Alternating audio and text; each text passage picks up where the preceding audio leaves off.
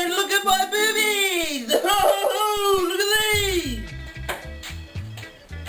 Oh, hello! The wizard here!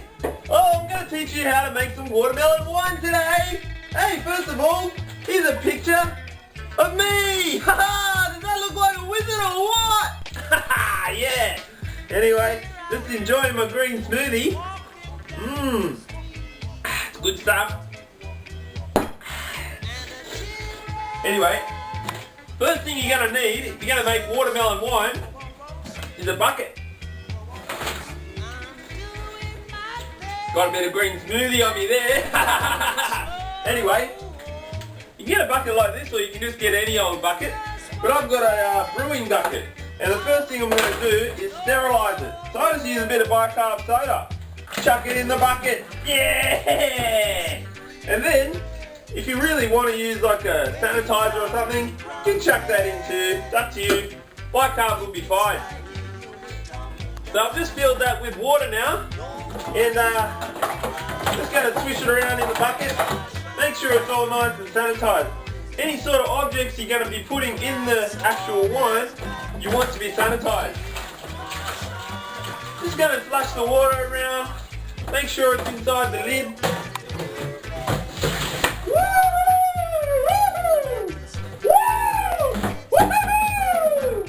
Alright, now, time to make the wizard watermelon wine! First thing you need to make watermelon wine is some gazoogas! Look at those! They're big ones, aren't they? So you need a couple of big fellas like that. And then you might need a couple of pineapples. Little bucket of honey.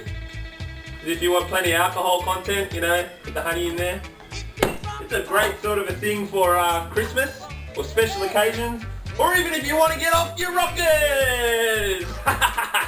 Anyway, also get a little bit of yeast. This costs $1. Brewers yeast. That's going to help ferment the wine.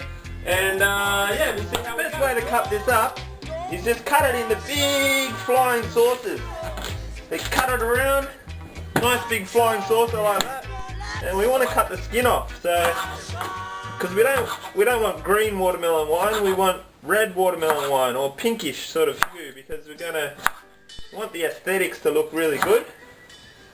So that's the best way to do it. Chuck it in a bowl and keep going like that. And with the pineapple, same sort of thing.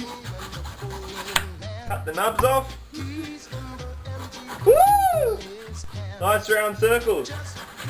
There we go. And then I just cut around there. Cut the skin off. Nice round circles.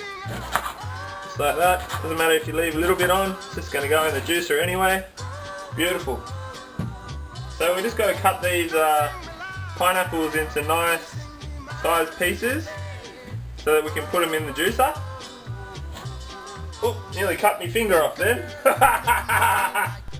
Oh, chopping board's broken. Uh-oh. Too bad. Doesn't matter. We can still use half of it, can't we? I've got a beautiful big juicer here. And it's better if you've got a good juicer, because it's a little bit difficult to do it by hand. But you can do it by hand. But I like to chuck it in. Woo! That's it. It all comes out the side here. Straight in. Straight in the juicer. Get in there! Get in the juicer! Let's pineapple everything! Get in there! Woo! Pineapple! There we go. Rightio. Get your bucket, whatever sort of bucket you want.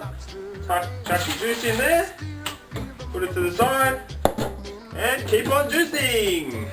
I like to use watermelon that has black seeds in it, because first of all, it's cheaper, and it's better to use organic, but you know, if you can't afford organic, then try to get the ones with the seeds in it, because it tastes a lot more like watermelon as opposed to that genetically modified crap. Anyway, keep juicing. Woo! Alright, gotta chuck the pineapple in there, make some more juice, put a little bit of citrus in, you can put some oranges in, or whoa! Or some mandarins, just for that little bit extra flavour, just to balance it out a little bit. Rightio. Now, if you buy a good juicer like this, you've got plenty of compost for the garden. I'm gonna go chuck it in the garden! Rightio! Chuck the last of the watermelon in there. We've got about 7 litres in there so far. Now we're gonna get some organic honey. Chuck the organic honey in there. Rightio!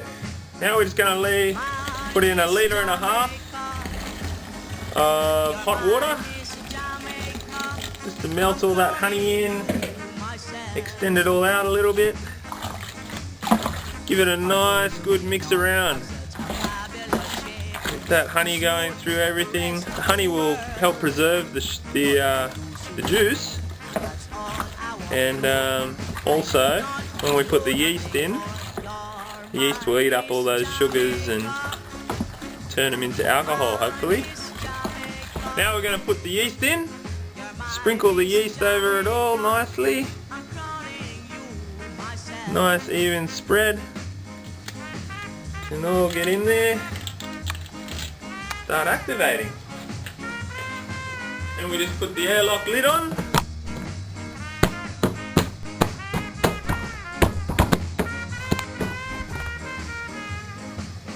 Then, if you got a special brew kit, put the little airlock in the top. Woo! Just so that the air can get out, but it can't. In case you don't have a brew bucket, you can use a little container like this, or any sort of airtight container will be perfect. I've got a few of these, so I used to use these. And put the wine in, sprinkle just a little bit of yeast on top, and then glad wrap on top, and then just an elastic band around the rim, and that'll keep it airtight in there and keep all the nasties out of there. Alright, happy whining! Here we go. Just a week and a half later, that's our watermelon wine, and sort of separated. The sediment falls to the bottom because we don't like to strain it. We like to keep the pulp in there. But all you need to do is turn it upside down, give it a little bit of a upsy daisy, and look at that, that's beautiful. Cheers.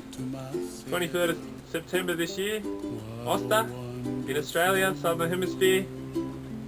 Big party at the Love Shack. Come and try some watermelon wine. The colors of the rainbow, so pretty in the sky.